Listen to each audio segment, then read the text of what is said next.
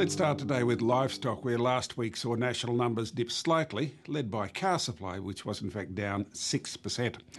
Year-to-date slaughter numbers are more than 100,000 head behind the 2010 figure.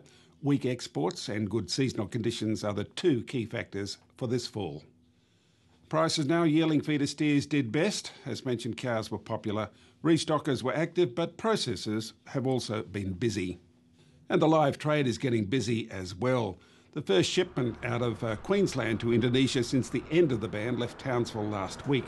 Willards loaded the Ocean Shearer with more than 6,000 head. There'll be a top-up in Darwin. Willards boss Steve Mealwell was in Townsville and wanted to point out the overseas impact of the ban as well as the substantial local losses.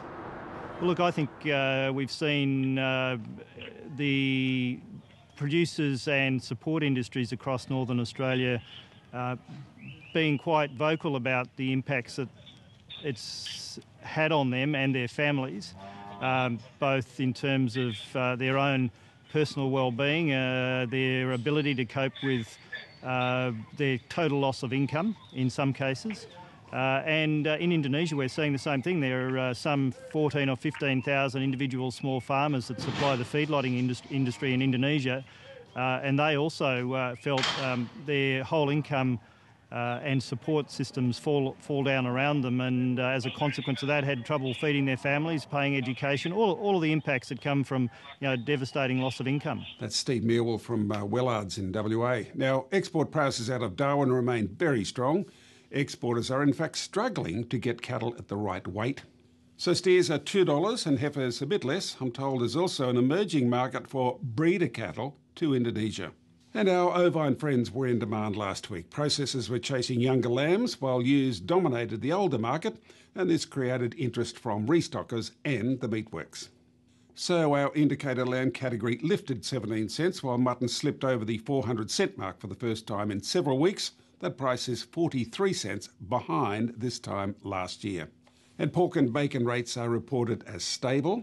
Producers are hoping for a lift heading into the Christmas period, and as usual, there's a heap of imported product available. To grains now, where traders appear stuck between differing views on sovereign debt problems in Europe, the Obama incentive package, and increasing crop losses, especially in America. This has put the frights into the broader equity market, but Chicago and New York appear to have held up reasonably well.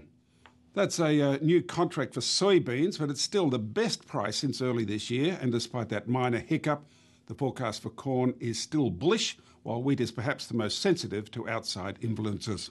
It's also worth pointing out Russia and other Black Sea countries remain big into exports, and now India has lifted its ban on exports for the first time in years.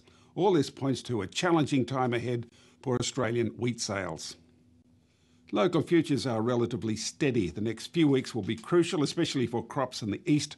Most areas report the need for a drink, but not too much. Almost as big a worry as the weather is the looming problem of logistics in grain country. It seems certain there'll be major issues with freight and storage come harvest time. Now, in New York, sugar slipped a fraction while cotton lifted on the back of weather concerns in America. That sugar price is still strong in historical terms, and there's data which suggests there's still some upside available. Finally to wool, where the volatile exchange rate remains an issue. Some moans, I'm told, out of China about current prices, but they still had a big bite at last week's offering. There was support from India and Taiwan, while buyers from Europe were pretty scarce.